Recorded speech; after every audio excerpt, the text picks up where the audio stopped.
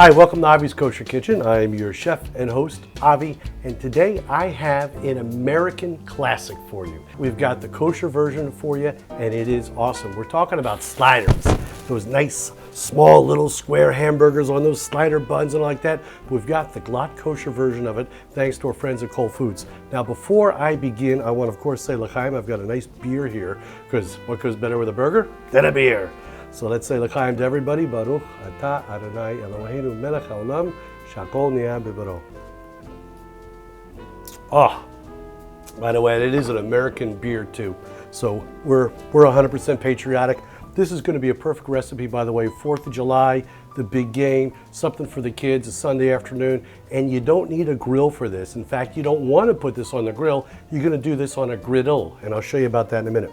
First off, we're starting with turkey. Why are we doing turkey as opposed to beef?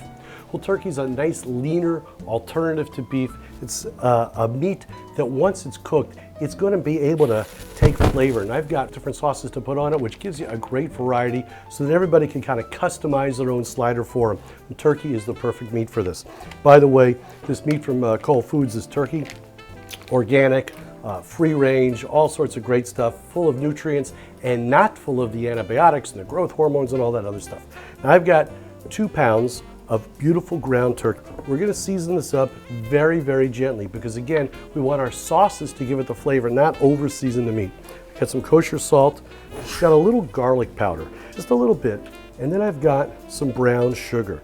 Brown sugar gives it a little bit of sweetness, and I don't like to use any of those artificial stuff. I got a nice griddle pan here. This is a cast iron skillet. Now you could use a regular pan if you want. I happen to think cast iron is kind of cool. We're going to put this on and let it heat up. This is on about a medium heat, okay? Cast iron heats up very, very quickly. I've got a little canola oil, which we're going to just put a little bit of canola oil in the griddle. Now I've got a nice red onion that's diced. I'm not going to use all of this, but I'm going to put enough red onion to kind of cover the bottom of the griddle. Now there's a reason for this, which I'm going to show you in a minute, and you're going to go, so that's how they do it. I never knew. Or you might say, I never knew. Or you might say, I never knew, but now you'll know. I'm going to put this to the side. Now when we mix up our meat, again, clean hands, I just washed them before we started. You want to go gently. Don't pack this in because a packed tight bit of meat is going to make a tough burger to eat. We want this to be nice and easy and gentle. So you just easily mix this together, very light touch. You know, you pretend you've got like little eggs or something in there. You don't want to break them. Just nice and light. There we go, all mixed together. You don't want to over season again. You can always add salt later, but you can't take it out. I've got some parchment paper. You can use wax paper, whatever. I'm going to form my patties. Just take a little bit of the meat in your hand. Make a little bowl. Now you don't want to go too big on this. Put it down and just gently smash it down and make it into a square. Remember, sliders are square. You may or may not know this, but if you've ever been to any of these places that sell sliders, you'll notice that the burgers themselves usually have a little bit of a hole in them or a couple of holes.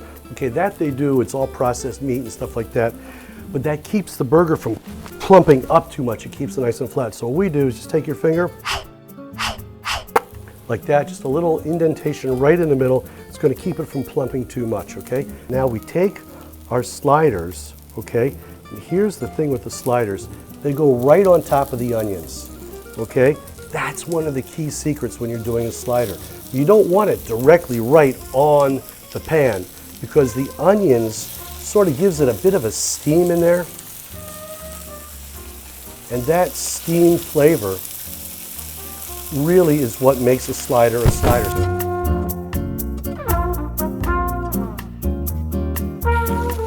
Now, let's take a look back at our burgers, okay? They are, wow, they are happening here. They are happening really, really nicely. Look at that, very good. I'm going to turn the heat off, okay, and let the pan cool down with the burger in it. Now here's a quick tip for you. Get yourself one of those nice ciabatta breads from the bakery or your local kosher market. Take it, cut the end off, cut a nice piece from the middle, and there you go, a nice square bun. When the bread is hard and crusty on the outside and soft on the inside, you know you've done a good job. Now I've got a plate all fixed up here. I've got 3 sauces on it already. I've got a basil mint pesto. which is just simply some basil, fresh basil leaves, fresh mint leaves, and a little bit of olive oil and a touch of salt. I've got a ginger teriyaki, which is a little teriyaki sauce. I threw a little ginger and some orange juice in there, just let it get a little happy over some low heat, and that was it cooled off. And of course I've got my wonderful cranberry cosmopolitan sauce, which there should be a link around on the page somewhere.